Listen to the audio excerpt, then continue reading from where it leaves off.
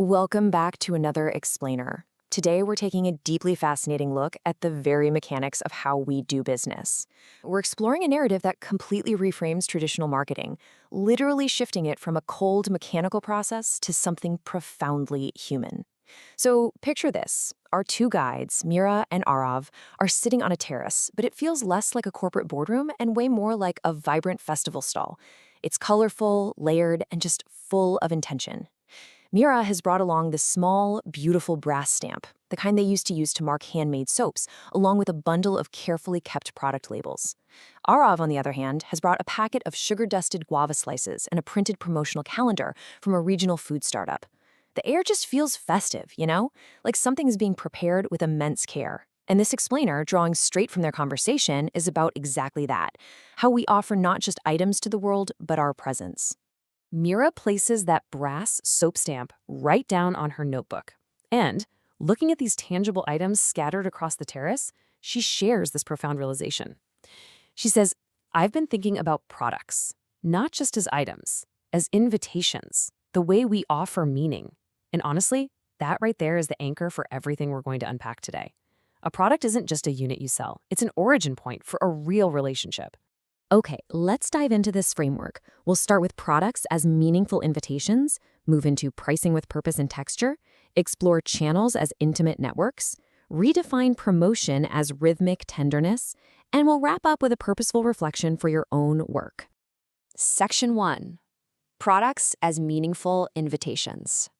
So to reframe the product from a standard unit of commerce into a meaningful invitation, we first need to quickly ground ourselves in the mechanics. In standard business terms, what a company offers is called its product mix. It's basically the total range of products a business sells. We measure it by width, which is how many different product lines there are. Length, meaning how many items are in each line. Depth, which covers the variations. And overall consistency. It's a very structural, textbook way to view an offering. To bring that textbook definition into the real world, just think of a cooperative dairy. Their product mix is beautifully straightforward and essential. It spans milk, curd, paneer, and flavored drinks.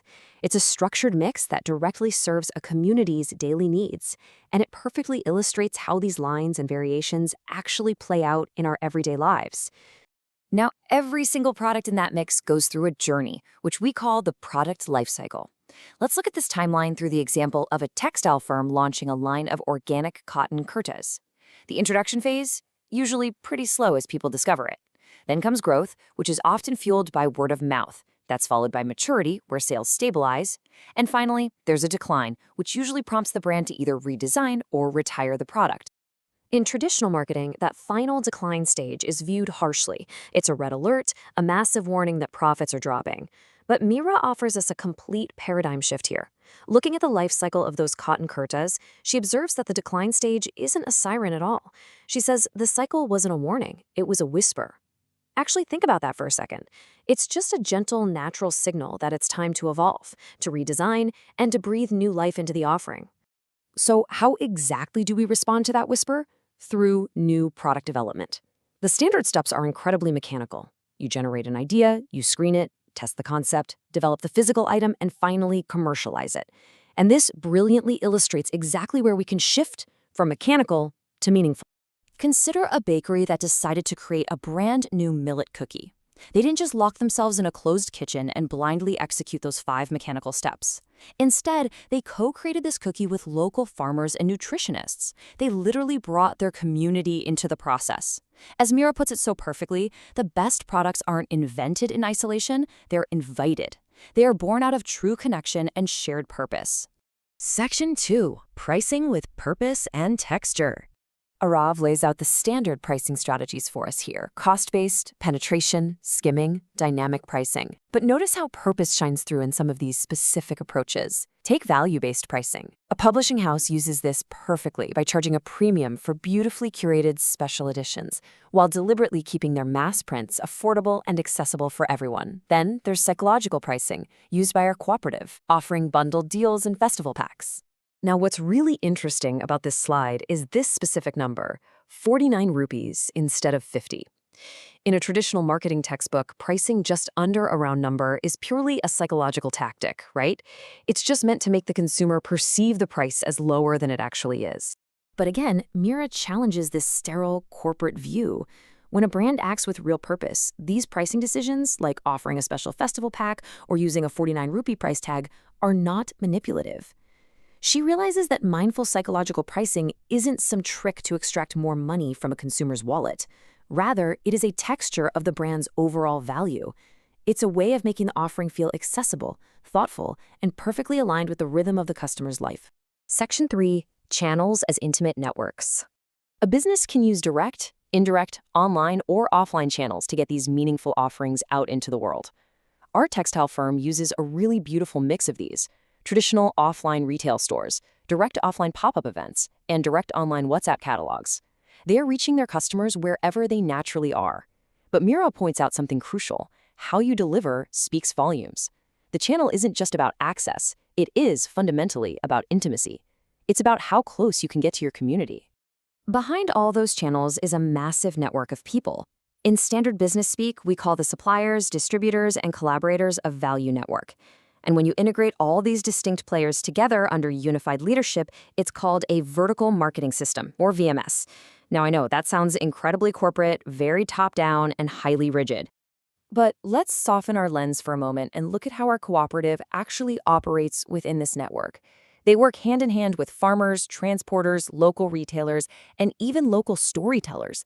It's a deeply interconnected ecosystem. Looking at this collaboration, Mira observes that a true value network doesn't operate top-down at all.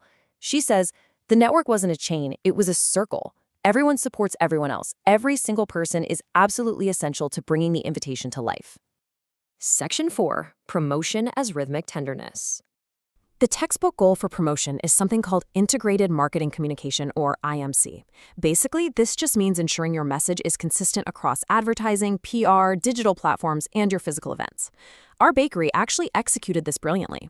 They used posters, Instagram reels, email newsletters, and in-person tasting events. But what made it work wasn't just the visual consistency of their logo.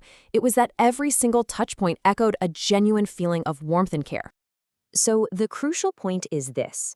Traditional IMC often results in a brand just shouting the exact same slogan at you everywhere you go until you're completely exhausted. But Mira's takeaway flips this entirely on its head. She realizes that true, purposeful IMC doesn't mean a message is annoyingly repeated across platforms. It means the feeling of the brand is so authentic and caring that the message is deeply remembered. To break that down practically, notice how promotion generally falls into two buckets. You've got advertising, which builds the long-term brand, and sales promotion, which drives immediate action. But look at these purposeful examples.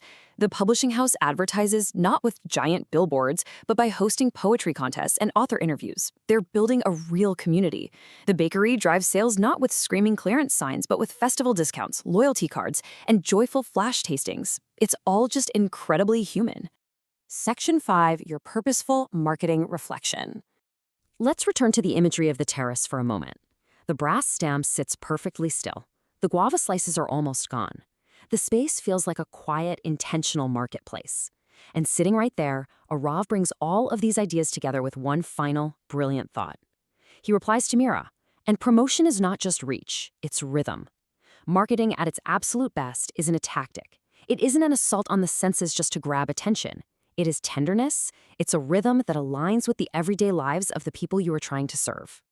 So as we wrap up this explainer, I want to leave you with the exact reflection Mira and Arav wrote down in their notebook. I want you to look at your own work, your own business, or your own projects, and ask yourself these questions. What do I actually offer the world, and why? How do I price my offerings with true purpose and texture? What channels am I using to carry my care and create intimacy? And finally, how do I communicate my message with clarity and genuine compassion? Take these questions, sit with them, and let them completely change the way you put your work out into the world.